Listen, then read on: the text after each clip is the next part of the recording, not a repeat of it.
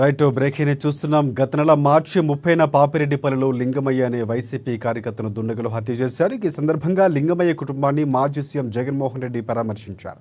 అనంతరం వారి కుటుంబానికి అండగా ఉంటానని ఆయన హామీ ఇచ్చారు. అనంతరం జగన్ మీడియాతో మాట్లాడుతూ రాష్ట్రంలో రాజకీయ పరిస్థితులు లా అండ్ ఆర్డర్ దిగజారిపోయాయని విమర్శించారు. రాష్ట్రంలో రెడ్ బుక్ రాజ్యాంగం ప్రజల్లో ఆందోళనకు గురి చేస్తుందన్నారు జగన్. అలాగే స్థానిక సంస్థల ఎన్నికల్లో టీడీపీకి భంగపాటు కలిగిందని జగన్ గుర్తు చేశారు. 50 చోట్ల ఎన్నికలు జరిగితే 39 స్థానాల్లో వైసీపీ గెలిచిందని అన్నారు జగన్.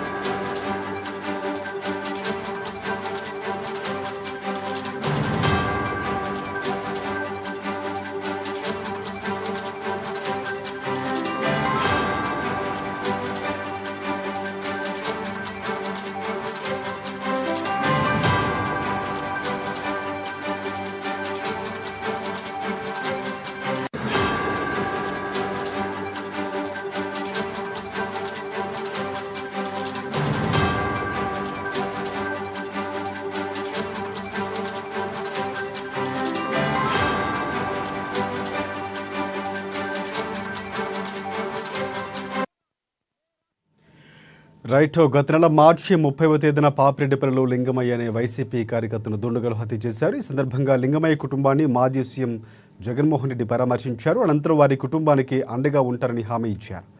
అనంతరం జగన్ మీడియాతో మాట్లాడుతూ రాష్ట్రంలో రాజకీయ పరిస్థితులు లా అండ్ ఆర్డర్ పూర్తిగా దిగజారిపోయాయని విమర్శించారు. రాష్ట్రంలో రెడ్ బుక్ రాజ్యాంగం ప్రజల్లో ఆందోళనకు గురి చేస్తుందన్నారు జగన్. అలాగే స్థానిక సంస్థల ఎన్నికల్లో టీడీపీకి భంగపాటు కలిగిందని జగన్ గుర్తు చేశారు.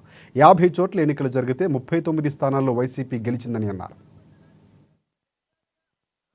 పరిస్థితులు దిగజారిన లా అండ్ ఆర్డర్ పరిస్థితులు రెడ్ బుక్ పరిపాలన ఎందుకు కొనసాగనిస్తా ఉన్నారు అని చెప్పి నేను అడుగుతా ఉన్నా.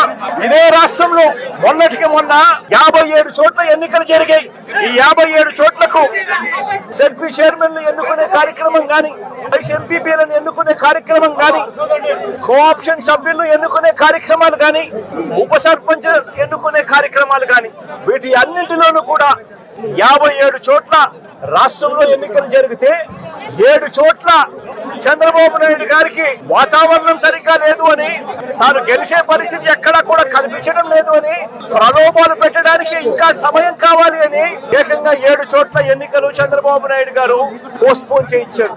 మరో 50 చోట్ల ఎన్నికలు అనివార్య పరిస్థితుల్లో, ఇక జరగక తప్పని పరిస్థితిలో, అంటే చంద్రబాబు నాయుడు గారు ఎంత భయపెట్టినా ఎంత ప్రలోభాలు పెట్టినా కూడా ఎవరు కూడా లొంగని పరిస్థితి కనిపించిన నేపథ్యంలో ఎన్నికలు జరపక తప్పని పరిస్థితిలో జరపాల్సి వచ్చింది. నేను అడుగుతా ఉన్నా, ఈ 50 చోట్ల ఎన్నికలు జరిగితే ఏకంగా 39 చోట్ల వైఎస్ఆర్సీపీ గెలిచింది. నేను అడుగుతా ఉన్నా, ఇదే పెద్ద మంచి చంద్రబాబు నాయుడు గారిని, ఈ 57 చోట్లైనా కూడా చంద్రబాబు నాయుడు గారికి బలం లేదు. గెలిచిన వాళ్ళంతా వైఎస్ఆర్సీపీ సభ్యులు, వైఎస్ఆర్సీపీ బీఫామ్ మీద గెలిచిన సభ్యులు, వైఎస్ఆర్సీపీ టికెట్ మీద గెలిచిన సభ్యులు, వైఎస్ఆర్సీపీ ఫ్యాన్ గుర్తు మీద గెలిచిన సభ్యులు. అలా మరి ఇలాంటి చోట చంద్రబాబు నాయుడు గారికి బలం లేదని తెలిసి ఎందుకు చంద్రబాబు నాయుడు గారు హింసను ప్రోత్సహిస్తూ, ప్రలోభాలను ప్రోత్సహిస్తూ, భయపెట్టిస్తూ, పోలీసులను తన దగ్గర పనిచేసే వాచ్మెన్ల కన్నా హీనంగా కూడా వాడుకుంటూ ఎందుకు చంద్రబాబు నాయుడు గారు